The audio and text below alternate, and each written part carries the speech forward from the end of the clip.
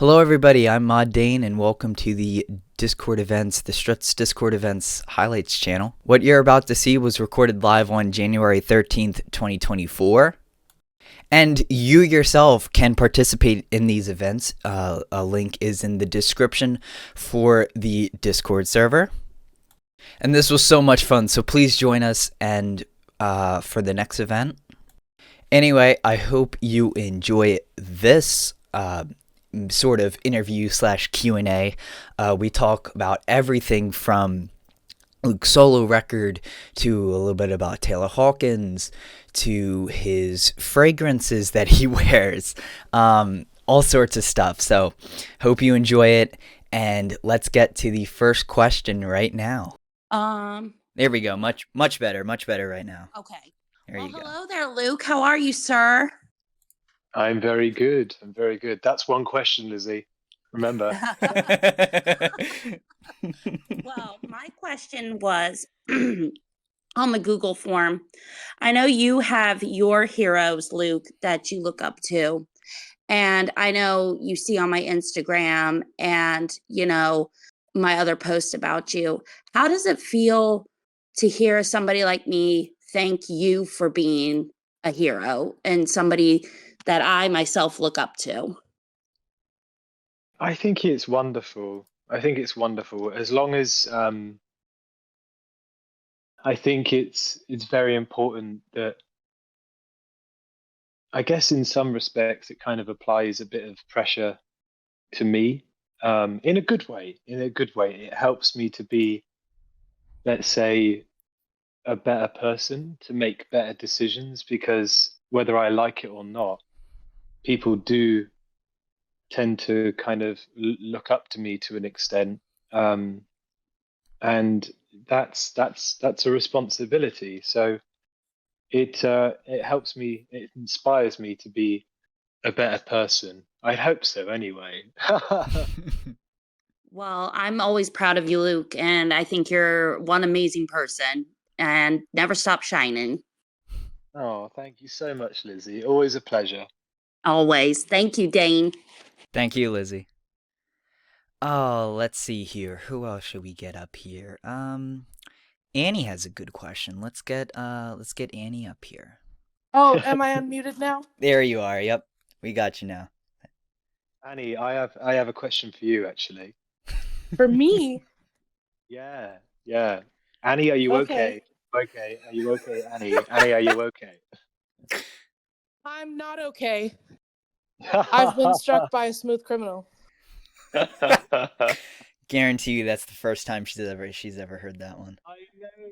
Just when I... Let's do that. I'm gonna ask Annie's question. Unfortunately, she's having some difficulties here.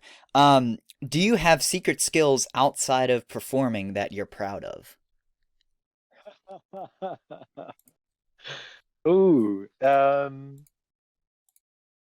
my secret skills. My secret skills.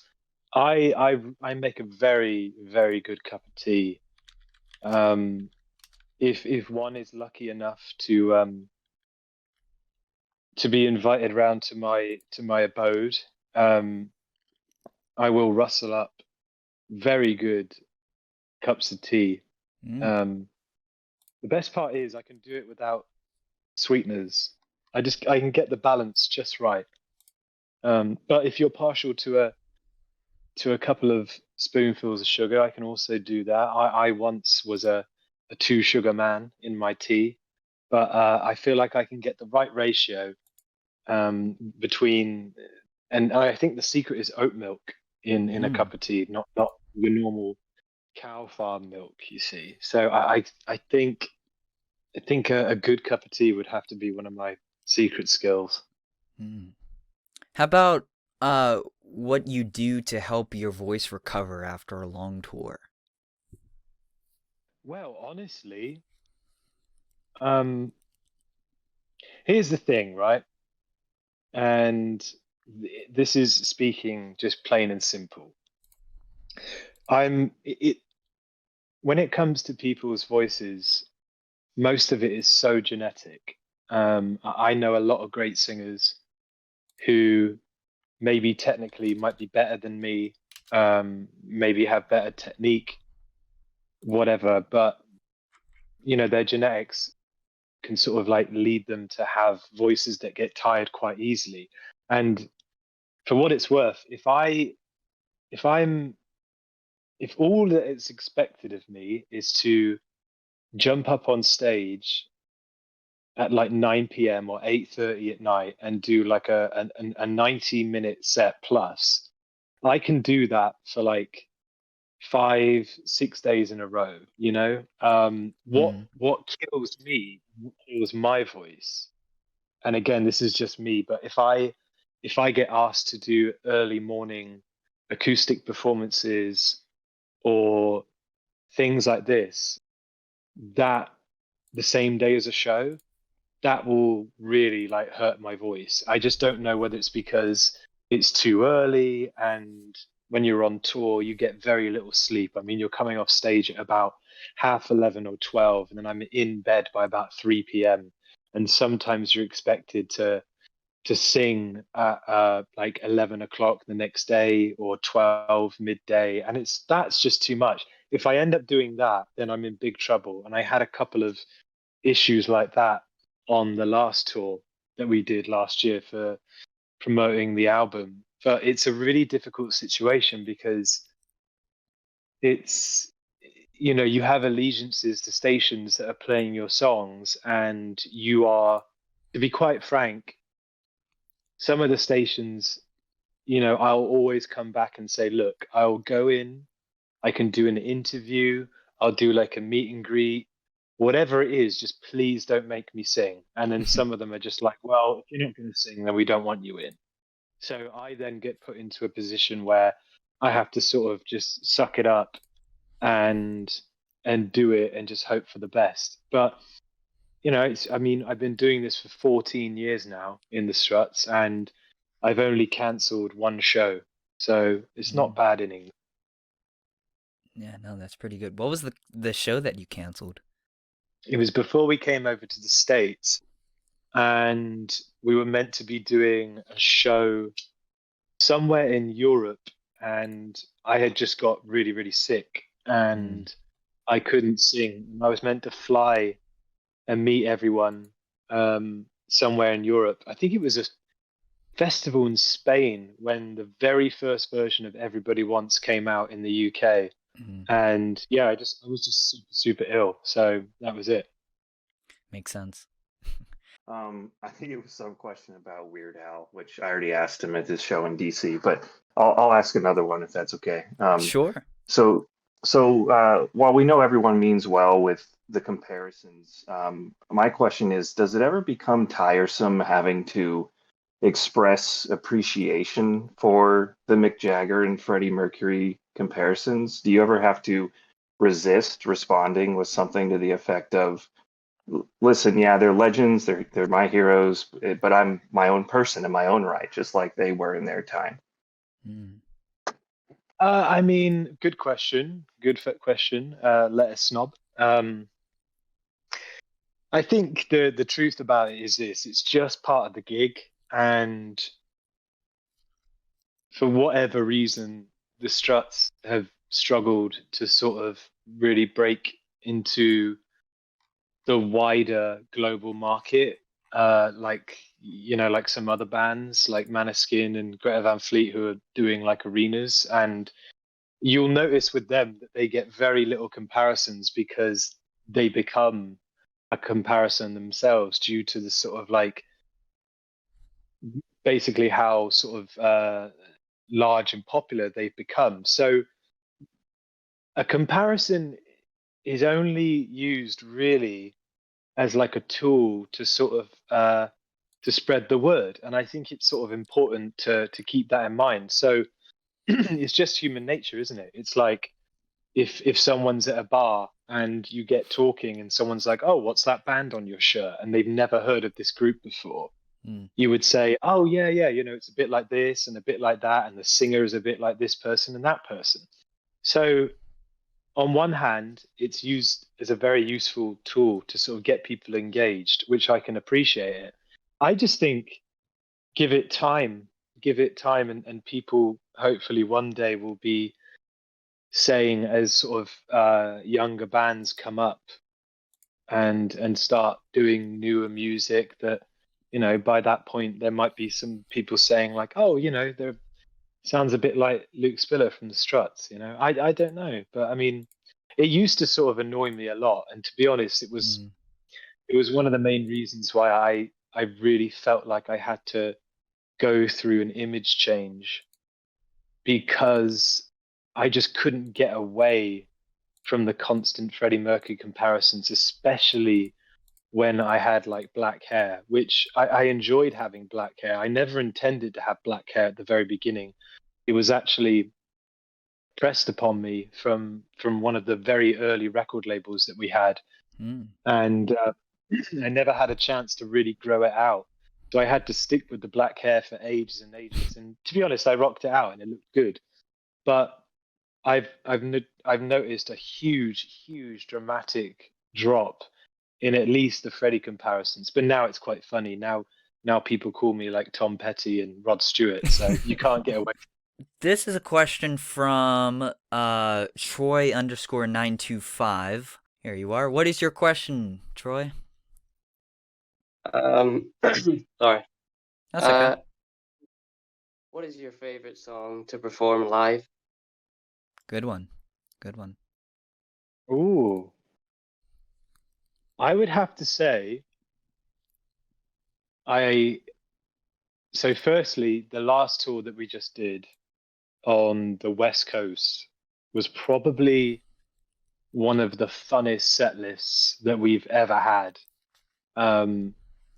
Mainly because we pretty much had every single focus song / single off every album that we've done. And we also had like 4 tracks from the new album, Pretty Vicious.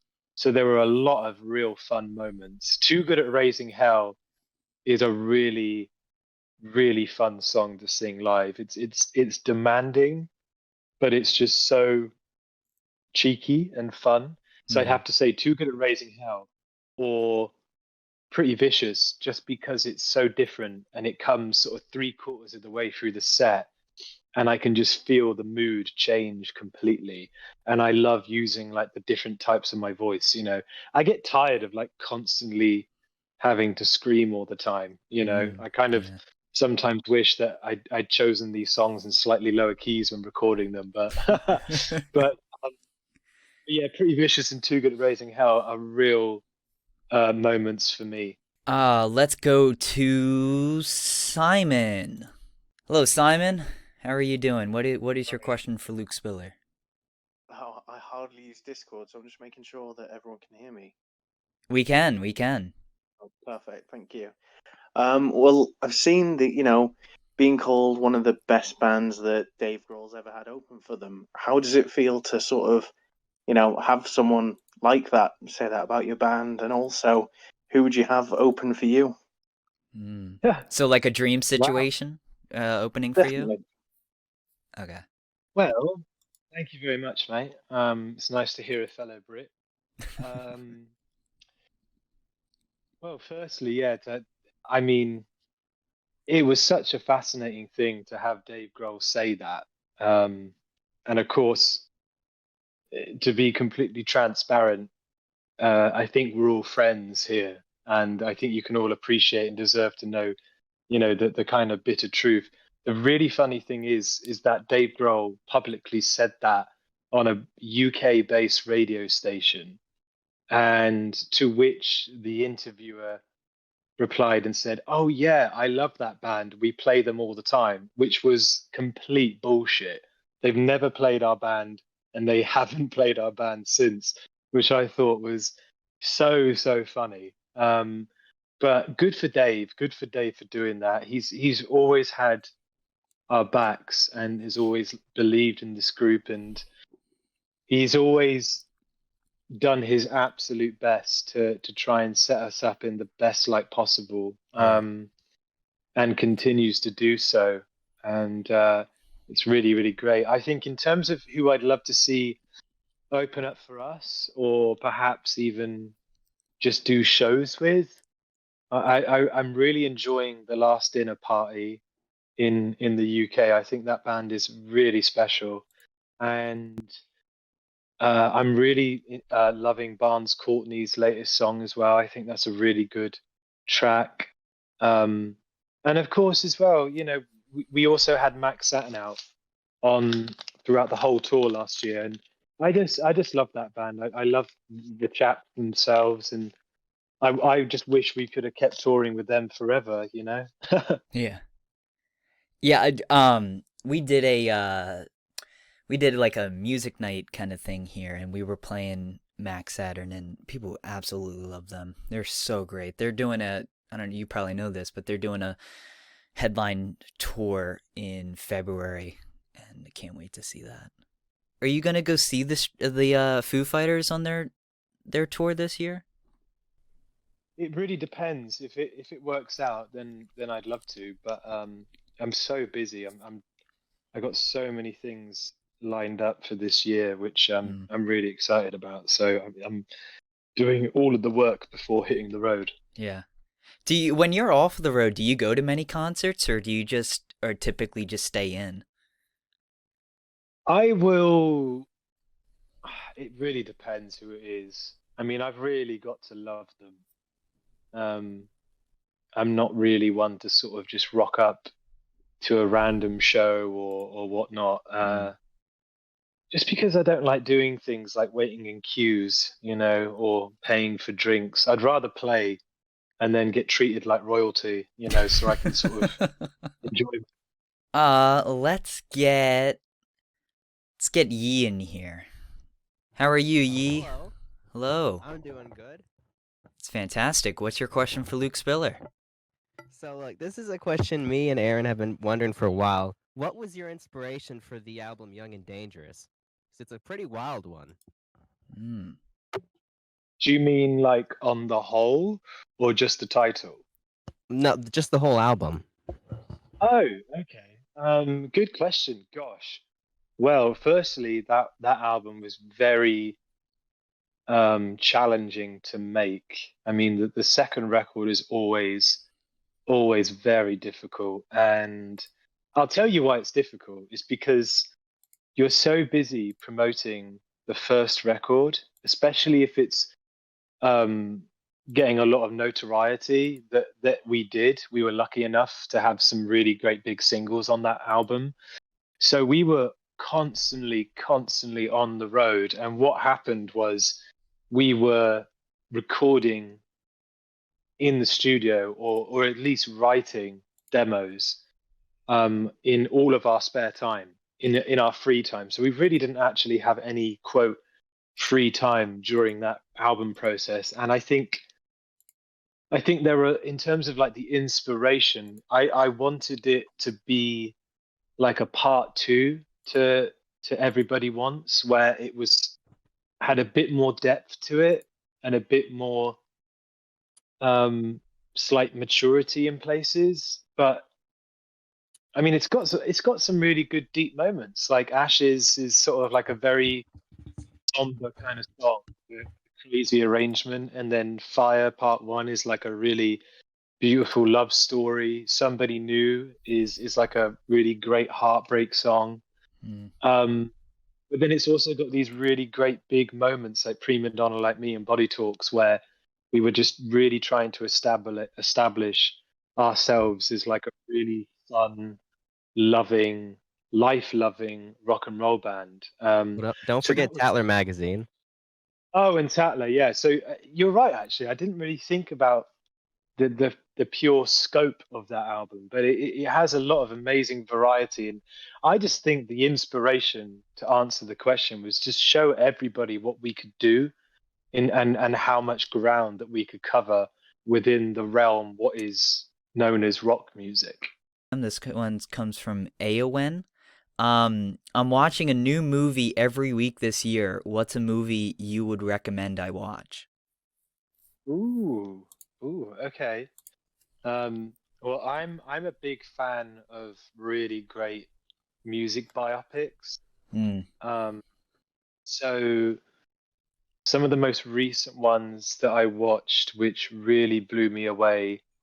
There's one about Serge Gainsbourg, which is called, what's it called? A Glorious Life, I believe. But that one was a really interesting film to watch. I loved it. I loved that film. And there's also an incredible movie about Edith Piaf, the French singer, which is called Vivienne and Rose, I believe. That one is really, really beautiful, really tragic, and very insightful. And the most recent one I saw, if anyone hasn't seen it, is Bradley Cooper in Maestro. That was unbelievable. I loved that film. So I would say those three. Nice. If there was a movie about the Struts, who would you get to play yourself? Huh. Ooh, I really, really don't know. I have no idea. No idea. Because obviously it would have to be someone at least 20 years younger than me at the Sure, yeah. time. So there's probably going to be a new talent in 20 years' time. I don't know. The hottest talent out there. The hottest, youngest talent out there. Who has been waiting a long time? Let's see. Sexy Dragon has been waiting a long time. Let's get them in here. How are you doing today, Sexy Dragon? Tired. Can everybody hear me? We can. What's your question for Luke? I'm just curious, if you could choose any song to get a parody by Weird Al Yankovic, which one would you choose and why?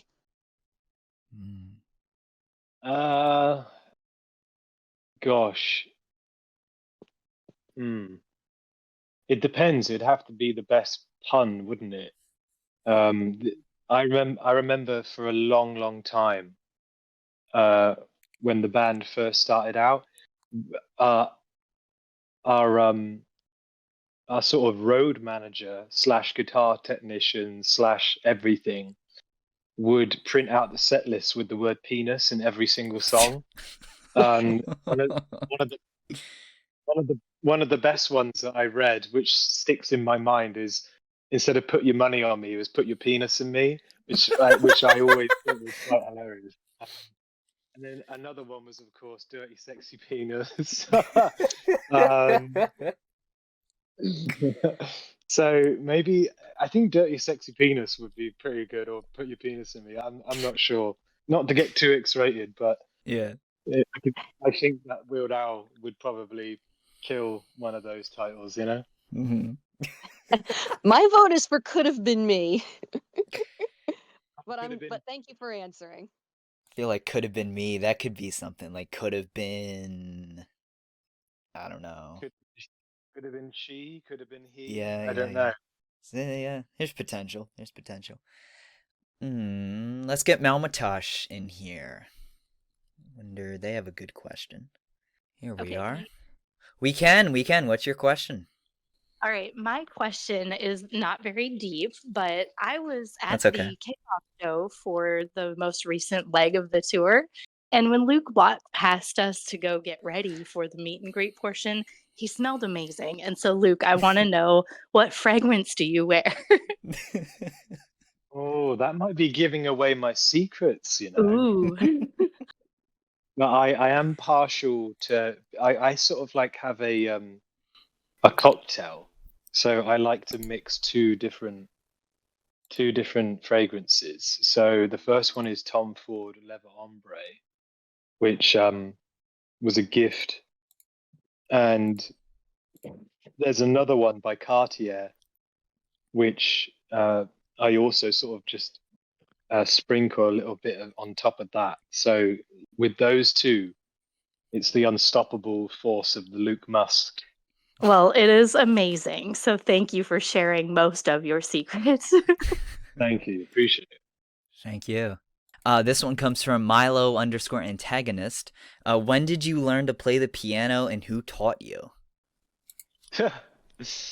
Well, that's a good question. The truth is, I've I think I've had about one piano lesson in my life, and to be honest, I can't really play that well. I sort of I use it as a way to write songs.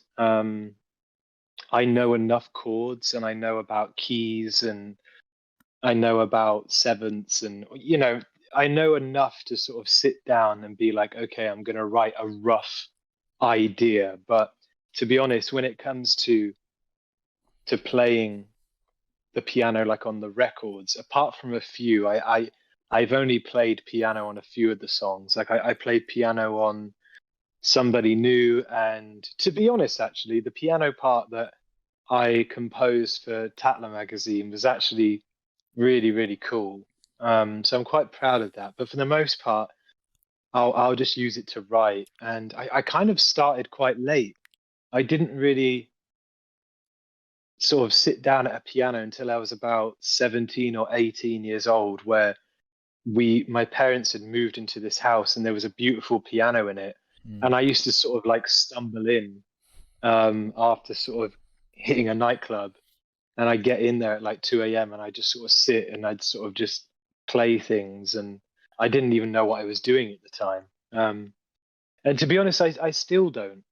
And I think that's where the magic is. I think sometimes if you know too much, it takes away the instinct of doing things. And musically, I have a tendency to do things that are a little bit elaborate and sometimes shouldn't work, but they sound good to me. And I would sort of show people chord progressions and things that I'm doing on the piano, and everyone's like, "What? Like that's a bit weird." But I'm like, "Yeah, but it sounds cool, right?" And they're like, "Well, yeah, I guess." So this one's from Rio L96. When did you first discover the power of your voice and vocal range? It is quite incredible. Did your parents encourage your desire to be the rock star that you have become? Good question. I think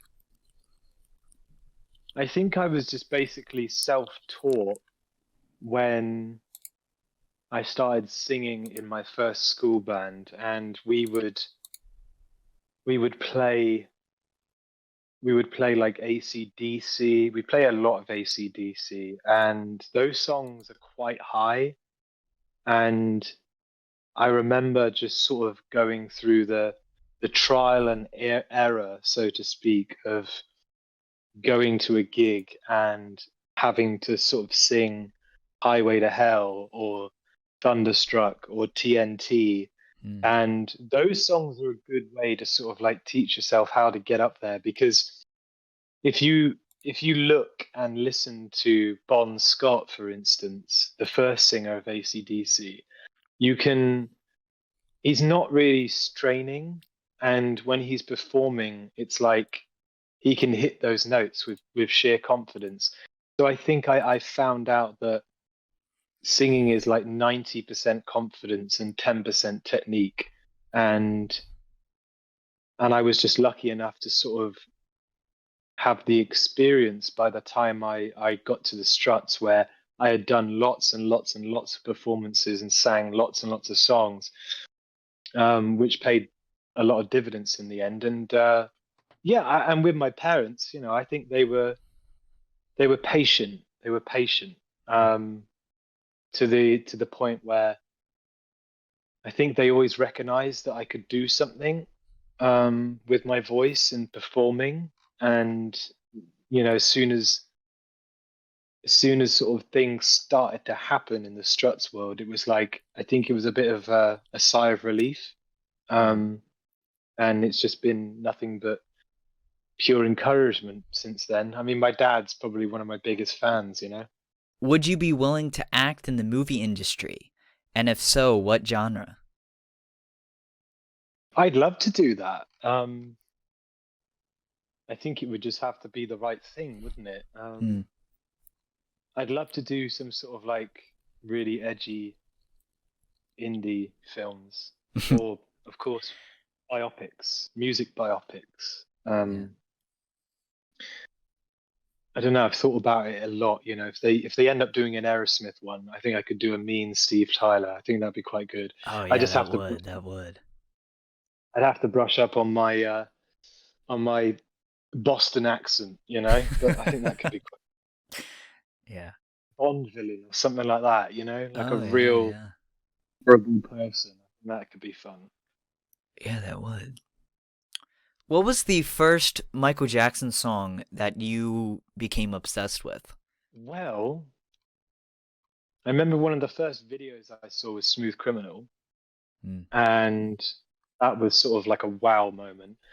But it wasn't until I convinced my mum to buy me Off the Wall, which is where I was just obsessed with the whole entire album. Hmm. And I still love that album now. I think it's such a masterstroke of amazing arrangements and musical accomplishment. And of course, his voice is absolutely brilliant. And I love the title track, Off the Wall. I thought that was great. And I really loved, what else is on that album? Burn This Disco Out. I think Off the Wall was the first proper song where I was like, oh yeah, this is just so good. This next question comes from Jess Uwu. How does it feel to have a loyal but small community of fans? And how do you plan to make yourself known even more? Well, I mean, firstly, I love the fact that the Struts is kind of, I'd say, like a little bit of a cult band, which I think there's a romantic element to that, you know? Of course, I'd love to be playing stadiums, and sometimes I do get incredibly frustrated where I am in my career.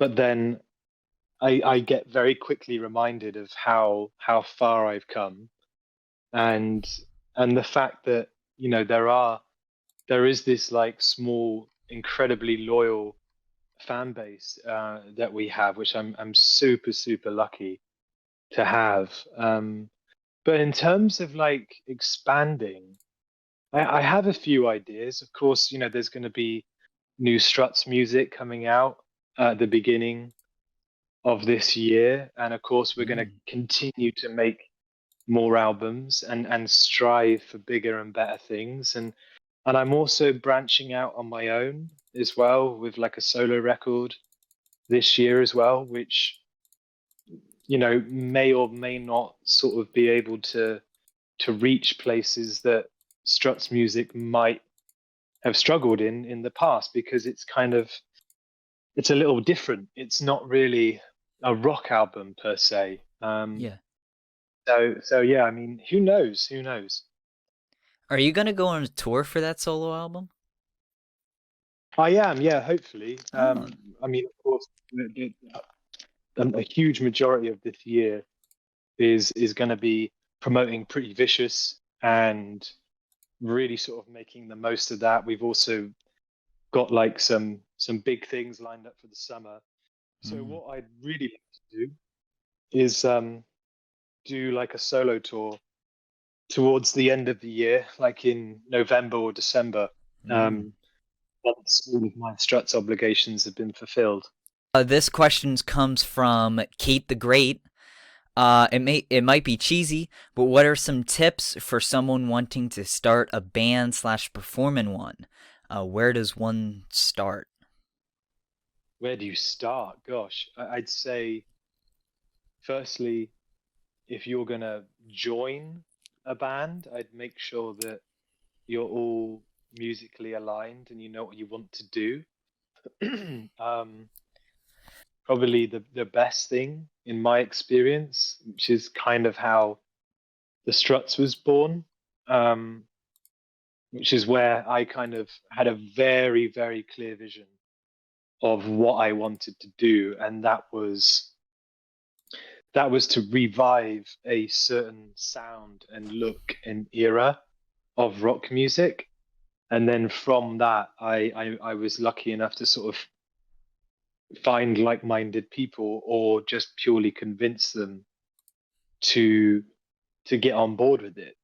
So I would say knowing exactly what you want to do is like a very important thing, because you don't want to spend years of trying to figure out what it is that you're trying to accomplish and what your message is. So knowing what you want to say and how you want to look and feel is probably the most important thing.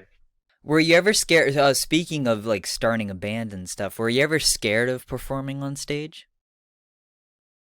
Not really, no.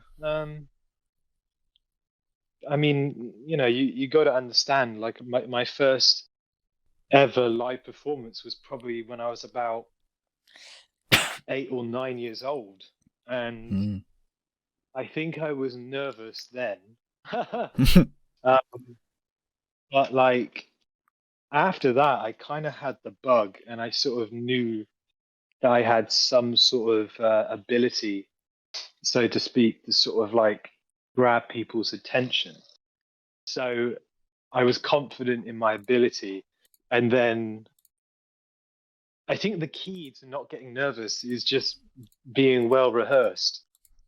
If I was to ever get nervous or whatever, it would be because I'm under rehearsed and I haven't put the work in. Are there times that you get nervous before coming out on stage? The most recent time I was actually nervous was at the Taylor Hawkins show. That's the only. That's understandable. Yeah, I was kind of shitting a brick. I can imagine. Yeah. I had to wait there all day in the stadium, and I wasn't on until about 8:30 at night. Mm-hmm. Of course, the concert began with Liam fucking Gallagher at like 3 p.m.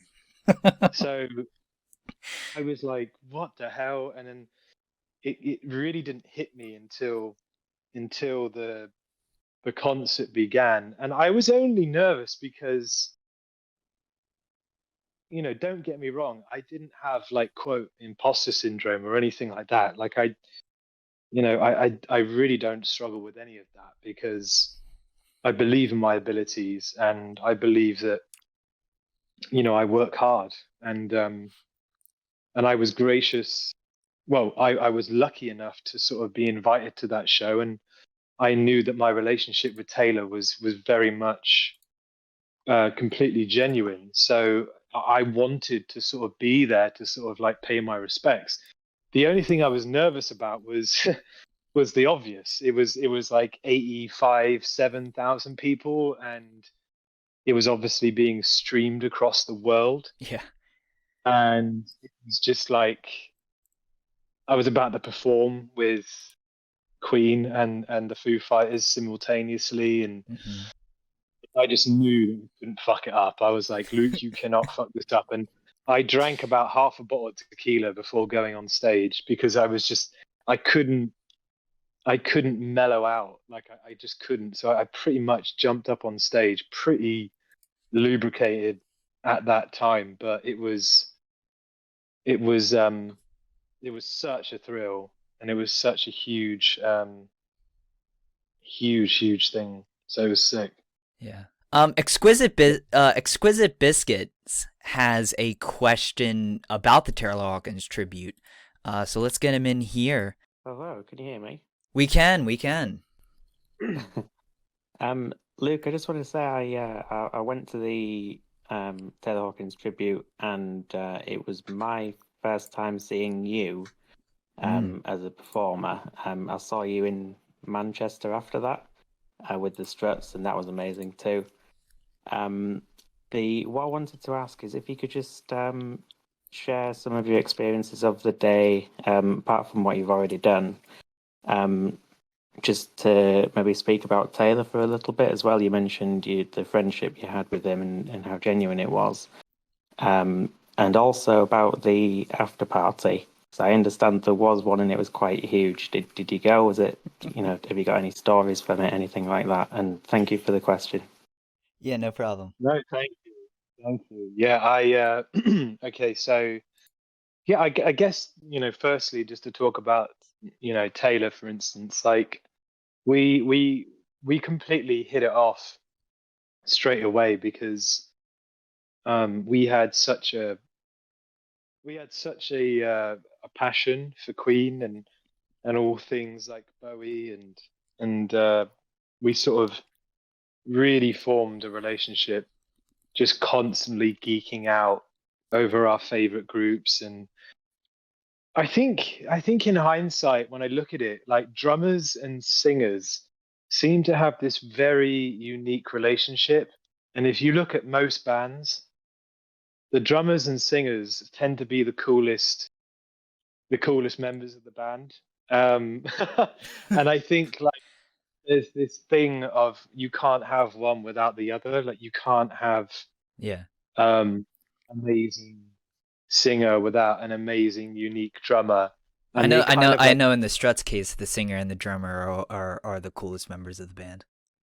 yeah, totally. Do you know what I mean? Without a doubt. But like, you know, it's like Robert Plant and John Bonham. Like, you know, Robert Plant brought John Bonham onto the band, the project, via like Jimmy Page, and of course you've got like Freddie and Roger, which were also, you know, they were like really kind of close mates, and you know, probably the coolest members of the band again. And you know, the Foo Fighters as well. It was the same thing. Like you had Taylor, who was just like this absolute enormous, huge energy, and Dave Grohl, you know, for what it's worth, is one of the biggest modern day rock gods of his generation, and more so. And we just sort of like really loved each other, and he was, you know, he was completely instrumental for me, like making big moves and big steps in my career, like moving out to LA was because of him, really. And I ended up renting a room from one of his good mates, Brent Woods, who was at this Thanksgiving at Taylor's house that I was also at, which was just crazy, you know. And he was super supportive in all aspects of my career. He would always call me up and ask me if I was happy about this and that and the other. And to be honest, he also really encouraged me as well to branch out and do my own solo stuff. And we ended up, you know, I was really lucky to sort of have him drum on one of these songs that are on the solo record, which I'm really, really. And it's so amazing to sort of hear him playing in my headphones, like on a song that no one's heard of yet. Yeah. So that's really, really special. And I know he'd be super excited for this sort of like stage of my career. In terms of the day itself, it was just complete. It was so incredibly like powerful and emotional. There was literally not a dry eye in the house from the very start of the concert, and it was just, I guess it was the closest thing to getting to have a glimpse of a concert like Live Aid or one of those other, even like the Freddie Mercury tribute show, for instance. And yes, the after party was pretty insane. I mean, I remember talking to Paul McCartney on quite a few occasions, and Paul McCartney was kept coming around up to me and stealing my vape. And then on one of the occasions where he actually tried to steal my vape, he spilt his dirty martini all over my green olive suit, ironically, and then he began to try and suck it out of the lapels, which I just thought was. That is an incredible image. Yeah, can you imagine that? Fucking Sir Paul McCartney, like literally sucking my lapels, trying to get the dirty martini out. But it was such a crazy night. And I remember being sat on a sofa, and to my right were the two members of Rush, and then it was Josh Homme from Queens of the Stone Age, and then to his left was Paul McCartney. So what a sofa that was, you know? Yeah. You've talked about that you and Taylor were going to do some sort of project together. Can you tell us a little bit about that? Like what that would have looked like? Would have been a big tour around the world, or was it just going to be a little thing in LA? Yeah, it wasn't going to be worldwide. I think it would have been maybe a few of like the A markets around the United States, Hmm. but mainly kind of like LA and California. And we'd spoken about it many times, and it was actually one of our last conversations that we had on the phone where we were planning on doing an entire Queen set just from the first 3 or 4 Queen albums. So everything off Queen 1, Queen 2, Sheer Heart Attack, and then maybe just stop there because you've got some incredible music there, which kind of goes a bit overlooked, sorry. Mm-hmm. So it would have been everything from like Stone Cold Crazy, Now I'm Here, Keep Yourself Alive, you know, March of the Black Queen, just all this really kind of cool proggy stuff, which we absolutely love, like Liar, of course, you know. Great song. Yeah, such a good song. We actually, I'd go around his house and he'd start it, and we'd get about halfway through it just from pure improvisation with me and his band. So it was so fun. Do you have any recordings of that? No. Man. Were you gonna do stuff like Ogre Battle? Yeah, we did that. We rehearsed that quite a few times. Now I really wish that would have happened. I would have loved to hear that. I know, it would have been so sick, and he could get all the BVs as well because he was such a Roger fan, and Yeah. he would do that. Ha ha ha ha ha. He'd like nail it. So sick. Yeah. Since we're talking about other bands here, is there a band or an artist that we as fans necessarily wouldn't think of you liking, but you really like them? Like a guilty pleasure, I guess, even though I personally don't believe in guilty pleasures. I guess like, yeah, I don't really have any guilt when listening to music. Yeah, if you like it, you like it. I don't understand that word at all. I really adore Shirley Bassey. I've actually got a giant picture of her like right behind me. So I think Shirley Bassey is arguably probably one of the best singers the world has ever seen, hands down. And if anyone wants to know anything about singing, they need to listen to Shirley Bassey. And if you can't come close, then, you know, get in line with the rest of us because no one can come close to her. So I guess Shirley Bassey would be one of them. And unexpected, like I don't know, like I love Lana Del Rey. I love a lot of old French music. I love Scott Walker. I love Jacques Brel. Yeah, it's quite hard off the top of my head. But yeah, I mean, to be honest, I really don't listen to a lot of rock music these days. I'm kind of sick of rock music, if that makes any sense. I've kind of exhausted so much of it. I mean, of course, I still listen to it, but like, it doesn't inspire me as it did like 3 or 4 years ago. You know? Yeah. This is rock, of course, but have you gotten into any of the like 80s hair metal at all? No, I think that stuff is absolute shite. I can't stand it. That's your opinion. It's your opinion. I mean, you're entitled to it, of course. But yeah, I've always been curious of that. It's okay. There are moments, you know. Sure, I'm partial to a bit of Cutting Crew, Died in Your Arms, and you know, I don't mind. I mean, actually, Bryan Adams's album with One Night Love Affair and Heaven on it. That's a great album, which I believe is the early 80s. Oh, yes, I think so. This one comes from Sandy05. Which existing song by any artist or band would Hugh have liked to write? I tell you what, I wish I'd written two songs. I wish I'd written "Born to Run" Oh, by Bruce yes. Springsteen, Yeah. and I wish I'd written "Bat Out of Hell." If I had those, boom, I could put a pistol right in my mouth and blow myself to smithereens, and my spirit would leave my body going, "Yep, I'm done." See you in a bit. Mic drop. Yeah, great songs, obviously. Great songs. This one from Sylvie Bordeaux.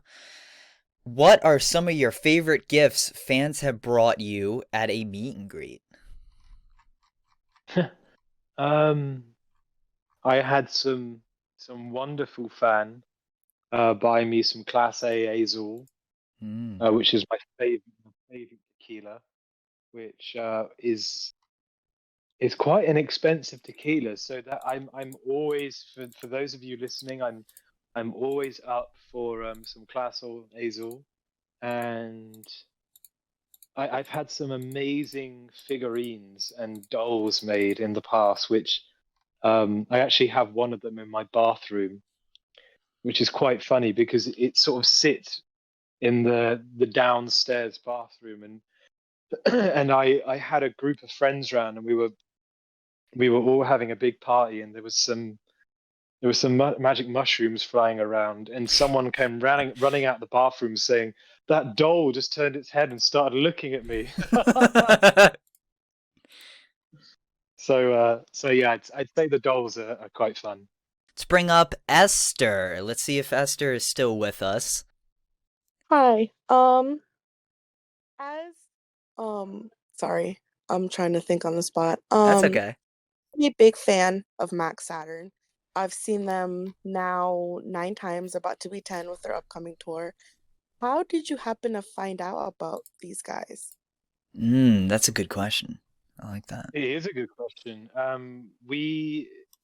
They were put on my radar by my agent, actually, and funny enough, I'd heard about them, and Julian Raymond was co-producing Pretty Vicious with us, and they were playing a show in Nashville probably about a few days before we came in, and he was like, "Oh yeah, man, they're really good, and I was like, "Oh, okay, cool, like I've heard a lot about them." So very soon after that, we then asked them if they would be up for the tour, and then we did the show with them at the festival in Memphis, which was great. It was Greta Van Fleet, the Struts, Max Saturn, and then we just sort of really got on, and which was quite a relief because you never know sometimes when with bands, some people can be real dickheads, but they were such great guys. We knew that it was going to be a good tour. Oh, you says I was at that festival. Awesome. Yeah, I was also at that festival. Crazy enough, that was actually the first time I saw you guys live. I was there for Greta Van Fleet and Max Saturn. So since then, I've been a big fan of you guys as well. Yeah, it's amazing. That one festival, we gained so many new fans. It was so cool. Yeah. How do you pick your opening bands? Is it your agents telling you who you should bring out, or do you find bands yourself sometimes and bring them out yourselves? Yeah, it's a mix between the both. Sometimes, I've kind of got my ear to the ground with sort of like new upcoming groups. Like, I remember when I first saw Starcrawler, I was excited about them, and we managed to do like 3 or 4 shows with them. White Reaper, for instance, that we toured with ages ago, another great band that was forwarded by our agent. It's just it just really depends. Some, of course, are a bit more well known than others, so it's sort of a mixture between the two. There's a new band called Ace Monroe that I think would do real good with you guys. I've heard of them. Is that they from Nashville? I think so. They just came out with an album in like November, around when Pretty Vicious came out. Yeah, that sounds good, man. As long as it doesn't sound like 80s hair metal, No, it doesn't. It doesn't. It actually sounds a lot like Dirty Honey. Okay. That kind of stuff. Yeah, so I have one more question before we end this. One more question for myself. I was talking to these guys when we had one of those DJ events, and I played I queued up "Let's Make This Happen Tonight," and I was saying that every time I talk to you publicly, I always make a case for "Let's Make This Happen Tonight" to come back in the set. So when's "Let's Make This Happen Tonight" is coming back in the set? Oh my God. I mean, we talked about Matter of Time earlier. Yeah. I mean that is a stretch, but that's bigger stretch, you know. I can't see that one making its way into the set, unfortunately. No, I know. I just, you know, I love that song. So I would. Look, you shot your shoot. You know, you shoot your shot. You know. I have. Okay, so but thank you, Luke, for doing this. This was so much fun.